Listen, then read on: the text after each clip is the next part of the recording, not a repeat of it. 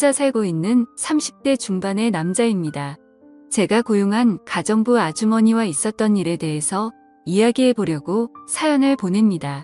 제가 초등학생 때 어머니가 돌아가시고 그때부터 쭉 아버지와 단둘이 살았는데 아버지는 사업 때문에 매일 바쁘신 분이었고 저도 제 나름대로 공부하고 직장 다니며 바쁘게 살아왔습니다.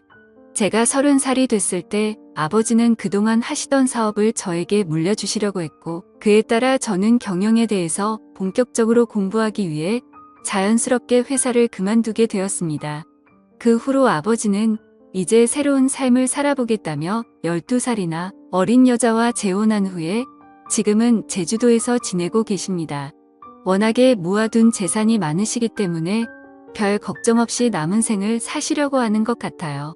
결국 그 뒤로 저는 이 넓은 집에 혼자 남게 되었고 철없는 나이에 대표님 소리까지 들으며 열심히 회사를 이끌어 나가고 있습니다. 수중에 가진 건 돈밖에 없다 보니 남자가 혼자 살고 돈 많고 좋은 차를 몰고 다니면서 뭐하고 다녔겠습니까? 허구한 날 친구들이랑 술이나 마시러 다니고 새로운 여자를 찾아다니는 게 일이었죠. 옆에서 간섭하는 어머니도 없고 아버지도 없으니 하루에만 여자 3명을 번갈아 가며 데이트할 정도로 방탕하게 살아가고 있었습니다. 비싼 차를 타고 번화가를 누비기도 하고 의미 없는 드라이브를 하면서 여자들을 꼬시기 위해 많은 노력을 했습니다. 그러다 친구의 결혼식에 초대받아 참석한 적이 있는데 기풀이 현장에서 신부 친구라고 소개받은 여자를 보고 첫눈에 반해서 그녀에게 적극적으로 구애하기 시작했습니다. 제껏 만나오던 해프고 돈만 밝히는 그런 여자가 아니고 순수하고 때묻지 않은 천사 같은 여자라고 느꼈습니다. 그래서 이런 여자라면 결혼해서 살아도 좋겠다는 생각이 들었습니다. 다만 한 가지 흠이 있다면 그녀의 요리 실력이나 집안을 청소하는 그런 가정적인 부분에서는 조금 부족함이 많은 것처럼 느껴졌습니다. 하지만 요즘 여자아이들이 집안일을 하면 얼마나 잘한다고 그냥 이런 부분은 어차피 가정부를 쓰면 되는 거라서 가볍게 생각했습니다. 그렇게 본격적으로 사귄 지 1년 만에 저희는 결혼에 골인했고 행복한 신혼생활을 즐기고 있었습니다. 그런데 사건이 하나 생기더군요. 어느 날 결혼 전 제 아내와 동거했었다는 남자가 저한테 대뜸 연락이 왔습니다. 그 남자는 저를 만나서 꼭 이야기를 하고 싶은 게 있다며 결국에는 제가 있는 곳까지 찾아오더라고요. 그 남자와 많은 이야기를 나눴는데 간단하게 정리하자면 자기와 지금 제 아내는 같은 회사를 다니다가 만나서 연애하기 시작했고 회사 근처에 원룸을 얻어 2년 가까이 동거를 했었다고 하더군요.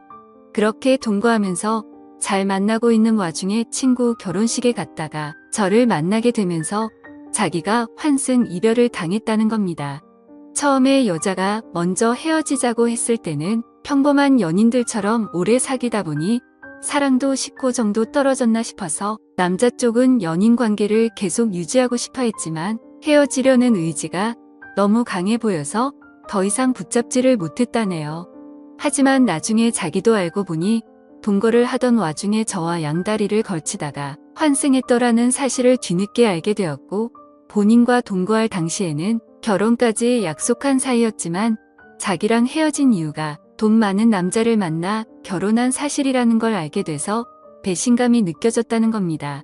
돈 때문에 자기를 버리고 저랑 결혼한 사실을 뒤늦게 알게 되고 너무 분하고 억울하고 괘씸한 마음에 참다 저에게 연락을 해서 이런 사실을 말해야겠다고 마음먹었다고 하더라고요. 그 여자는 당신을 사랑하는 게 아니고 당신의 돈을 보고 결혼한 거라고 따끔하게 말을 하더라고요. 저는 제 아내를 사랑했기 때문에 많은 고민을 했지만 그 남자가 충분히 화날 수 있겠다는 생각이 들긴 들었습니다. 그리고 만약에 이 말이 사실이라면 아내와도 분명히 이야기를 해봐야 하는 문제라고 생각했었거든요. 지금껏 돈만 밝히는 해픈 여자들만 만나다가 이 여자는 뭔가 다르다고 생각해서 결혼했는데 만약 그게 사실이라면 저는 이 여자와 계속 사는 게 의미가 없는 거잖아요.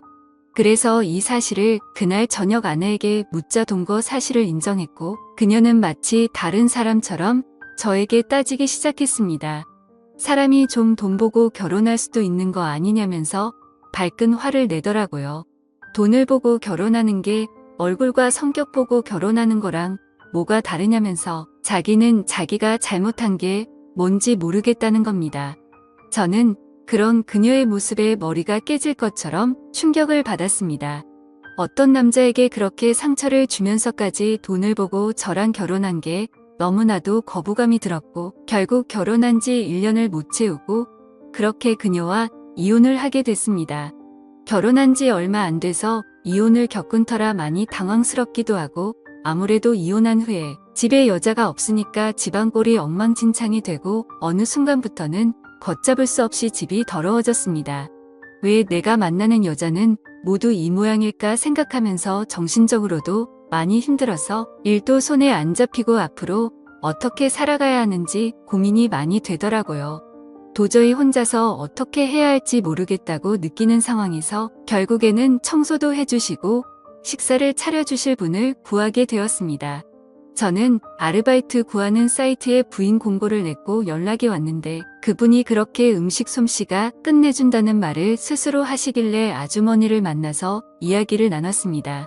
스스로 40대 중반이라고 소개를 했지만 제가 아주머니라고 부르기도 민망할 정도로 젊어 보이고 세련된 느낌이 나는 여자더군요.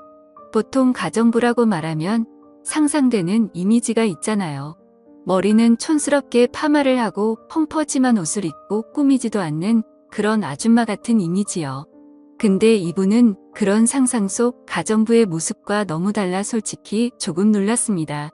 요리 실력이면 요리 실력, 집안일이면 집안일 깨다가 젊고 얼굴까지 예쁘니까 당장이라도 집에 와달라고 말씀을 드렸죠.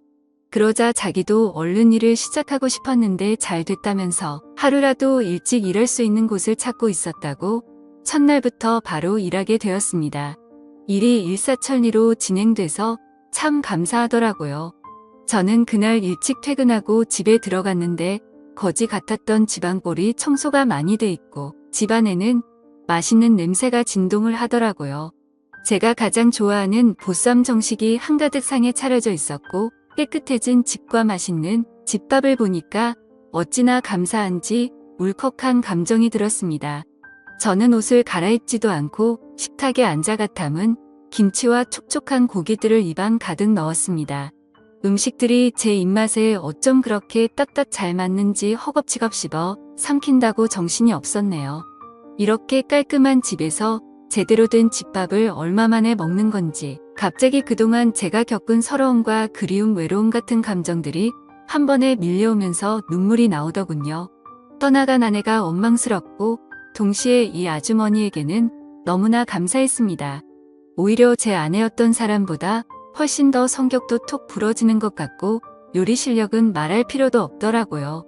그렇게 시간이 지나면 지날수록 저는 그녀에게 더 많은 호감을 느꼈고 많이 친해지게 됐습니다. 이제껏 연상녀는 한 번도 만나본 적이 없었는데 저도 모르게 점점 그녀에게 빠져들고 있다는 생각이 들더라고요. 그녀는 항상 저와 따로 밥을 먹었는데 어느 순간부터 함께 밥을 먹고 싶더라고요. 그래서 이리 오셔서 아주머니도 같이 밥을 먹자고 했더니 그녀는 자기가 일하는 사람인데 어떻게 겸상을 하냐며 굽고 함께 밥을 먹지 않으려고 하는 거예요. 그래서 저도 혼자 먹는 것보단 같이 먹는 게 밥맛도 더 좋고 옆에 사람이 있어 본지 오래돼서 옆에 앉아있는 것만으로도 저는 충분히 좋으니까 저희 집에서 일하는 동안은 편하게 이야기 나누면서 같이 밥을 먹자고 말씀드렸습니다. 그러자 아주머니도 알겠다면서 감사하다고 인사를 하시더라고요. 그녀는 외모뿐만 아니라 인성도 정말 곱고 아름다운 분이라는 게 느껴졌습니다. 아무리 일로 엮여있는 관계라고 하지만 저를 많이 배려해주고 모든 면에서 양보해 주더라고요. 그녀와 함께 밥을 먹으며 음식들이 어쩌면 이렇게 일품일 수 있냐고 비법을 물어봤더니 아주머니는 웃으면서 자신감을 가지고 하면 된다고 애매하게 말씀을 했습니다. 저는 그 모습조차도 멋있어 보이고 내일은 어떤 음식을 먹을 수 있을까 기대하면서 잠이 들었습니다. 오죽했으면 밥을 먹기 위해서 빨리 퇴근하고 집에 가고 싶다는 생각을 하겠습니까? 마누라랑 살 때에도 이렇지는 않았는데 요리 잘하는 사람과 함께 산다는 게 얼마나 축복인지 모릅니다.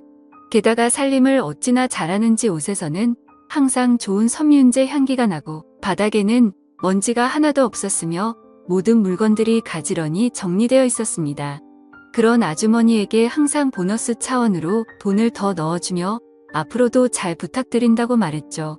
주말에 저는 딱히 갈 데도 없고 비가 너무 많이 와서 온종일 집에서 컴퓨터 게임이나 하고 드라마를 몰아서 보고 있었는데 노크 소리가 들려서 나가보니 아주머니가 오셨더라고요. 아주머니가 조심스럽게 문을 열고 들어오는데 비 오는데도 장보고 오느라 옷이 다 젖었다면서 당황스러워하는 표정이 역력하더라고요.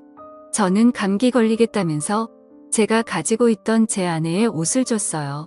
아주머니가 평소에 잘 입지 않는 스타일의 짧은 치마와 흰 티셔츠였는데 그 옷을 입고 나온 아주머니를 보면서 나이가 정말 40대가 맞나 싶을 정도로 젊게 느껴졌습니다.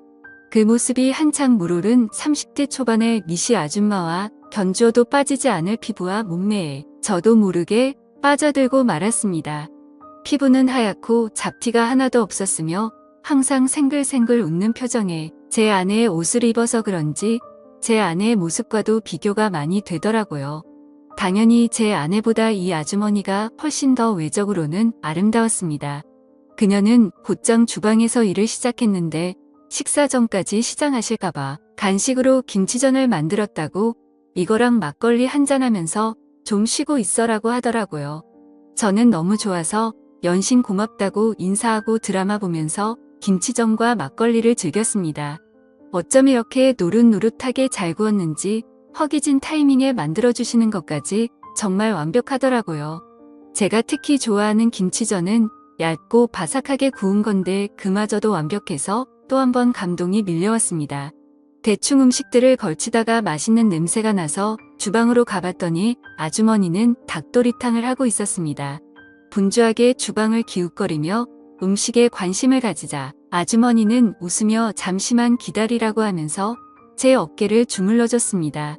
그 모습이 마치 부부 같더군요. 저는 이 순간이 참으로 행복했습니다.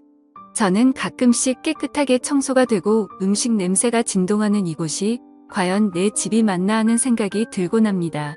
이혼한 후로 술에 빠져서 더럽게 살았는데 이 여자가 오고 난 뒤로 모든 게 달라졌거든요.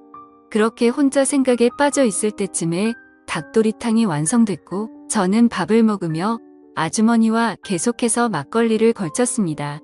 아주머니도 비가 와서 그런지 막걸리가 당겼다면서 김치전 해주면서 막걸리 한 잔이 꼭 하고 싶었다고 웃으며 말하더군요.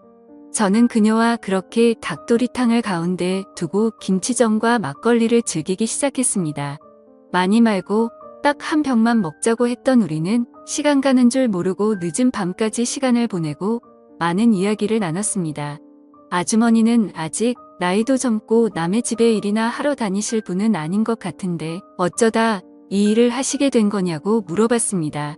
10년 동안 전업주부로만 있다가 2년 전에 이혼하고 먹고 살려고 일자리를 찾다 보니 지금 이렇게 된 거라고 하더라고요. 그녀의 여러 가지 속사정을 들었고 저도 속사정을 말하면서 저희는 아주 가까워졌습니다. 주적주적 비가 오던 어느 날 그녀와 김치전에 닭도리탕을 실컷 먹고 막걸리를 한잔하다가 결국 저희는 정식으로 한번 만나보기로 하여 연인 사이로 발전하게 됐습니다. 2년 동안 혼자 지낸 그녀는 제게 마음을 쉽게 열어주더군요.